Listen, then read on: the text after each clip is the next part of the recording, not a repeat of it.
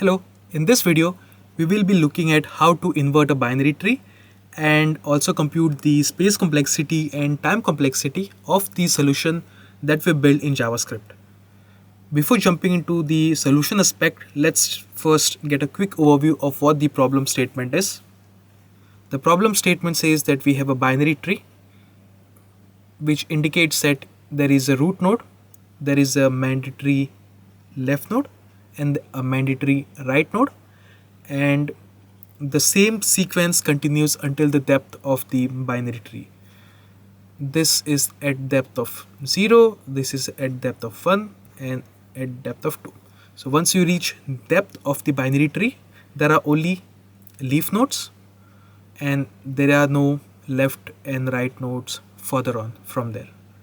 And when we want to invert, we say that we have the root node here. We had 2 on the left and 7 on the right hand side. So when we say invert, this will go here and this will come here. So we had 2, now it will become 7 and it will become 2. So this is what we mean by invert, and we invert the entire depth of the binary tree. So this node, which is now here, also had children, which was 6 and 9, and we want to invert them as well. So for the right node, which was this one, we also invert its children as well, not just at the top root level.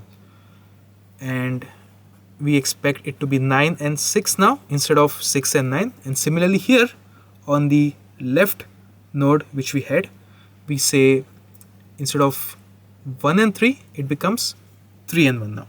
So we don't not only invert the left and the right nodes, we also invert the binary tree that is associated with the right node, which was at the start the right node, and also the left node, which was this one. That's the basic overview. And to achieve this, what we can do is split it into 2 components. The first component that we talked about is the node has a left node and a right node, which were 2 and 7, and we invert them.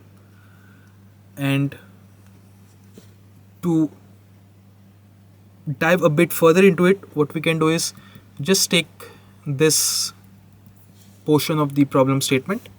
Let's say we had 7 as the root node, we had 6 and we had 9. The output that we are looking for is these 2 values interchange, 6 and 9. We are basically swapping them, and to swap we can just use some temp variable, and let's say the left node we put in this temp, and then the left node we override by the right node that we have, which is 9, and then the right node we just use the temporary value and update it, which is 6. So we just swap them using a temp variable. And to translate this into code, it will look something like this. We will just say use a temp variable with root.left, and root.left is overridden by root.right, and for root.right then we use whatever temporary variable we had, So we will say root.right is equal to temp, and then we also need to return the same root that we had. So we will just return root. So this is the first aspect of the problem statement, wherein we just want to swap the left and right nodes.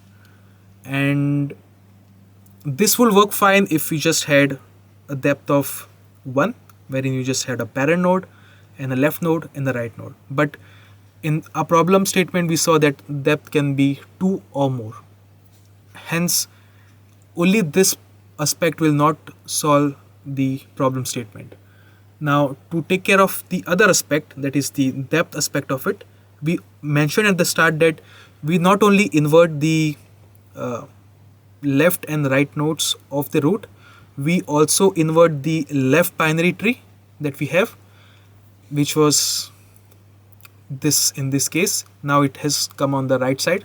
We also inverted this binary tree, and we also inverted the right binary tree that we had, which was 6 and 9. Now it became 9 and 6.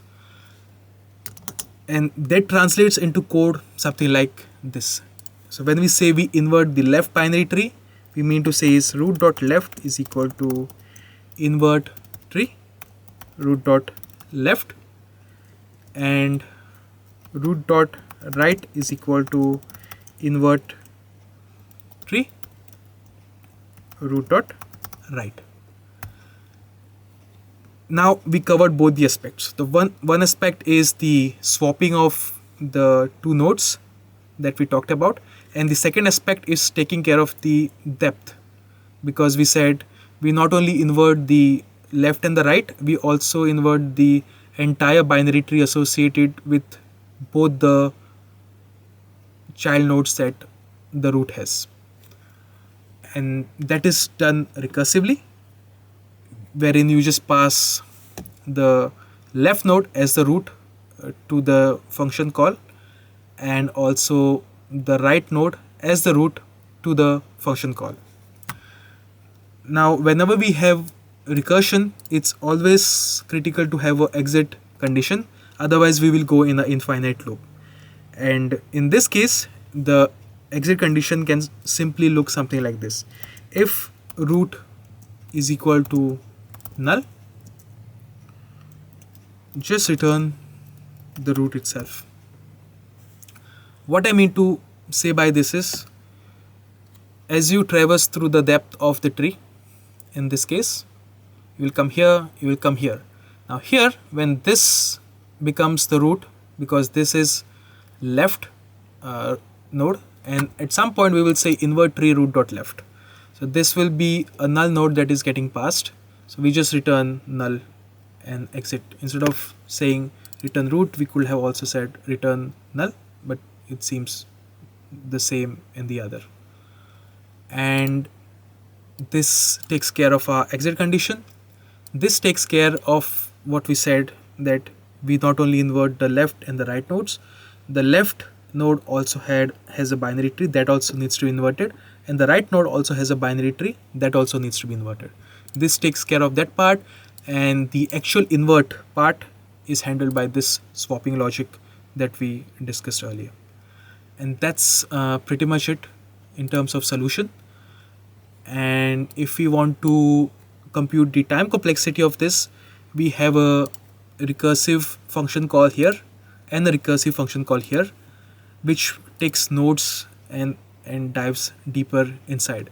So let's say the function had, in terms of time complexity, a left node and a right node. Let's say the time complexity to invert the left node was order of m, and the time complexity of inverting the right node is n. So m plus n will give us order of n in terms of time complexity, because as many number of nodes you have to both, like for the left node and for the right node, both will be dependent on the number of nodes that you have. Hence the time complexity is order of n. So we will keep going inside till we have depth in the tree, and that basically determines the time complexity that will be involved along with both the nodes that we have. Hence the time complexity is order of n. And in terms of space complexity, we saw that we are calling this recursively.